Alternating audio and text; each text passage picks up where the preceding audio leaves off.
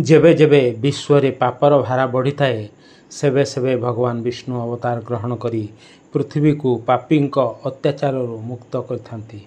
आज कृष्ण जन्माष्टमी रे यही कथा को लोके मने पकाई थांती। यही क्रम रे आज बरगढ़ जिलार जन्हापड़ा ठारे कृष्ण जन्म घटना अभिनीत होइथिला।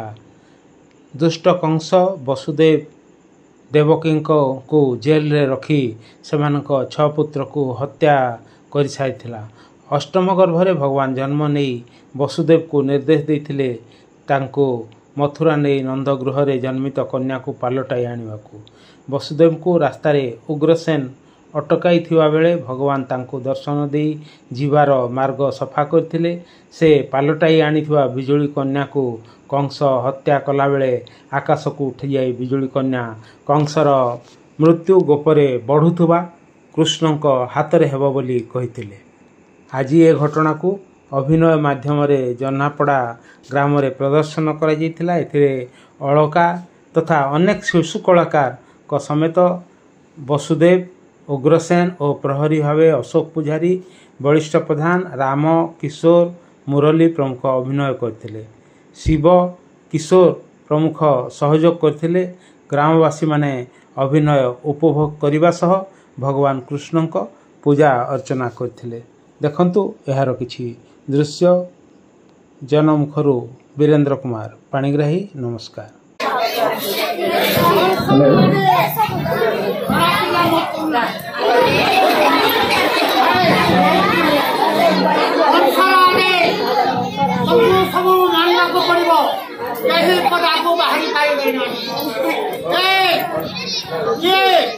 अचिन्हा व्यक्ति निशा राति फल पकईरे बही मुंडरी जाऊँ घड़घड़ी वर्षा नदी नाला परिपूर्ण मो हाबुरे पड़ीछो कौन चोरी कर मो हाबुरे जदि आग को पड़ो ताहले अस्त्र गंडी मुंडी सब अलगा कर कंसार आगे तू मते कौन हत्या करिबो दुराचारी कंस एबे तू तो जीवन की परिरक्षा करिबो सही कथा चिंता कर दुराचारी।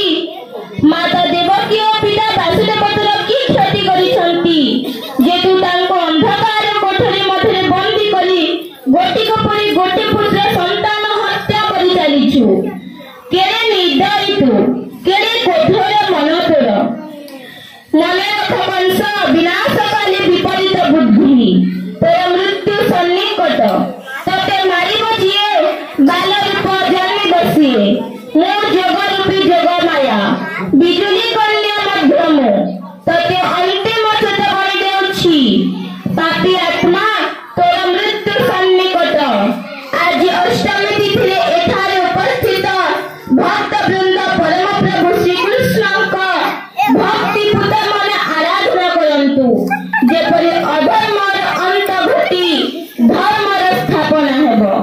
विपद काल रे जीव माने जगमाया को दुर्गा भद्रकाली विजया कृष्णा माधवी नारायणी ईशानी शारदा अंबिका आदि नाम मध्यरु जे कोनसी नाम स्मरण करिवे तांको दुख लागब हेबो। तथास्तु।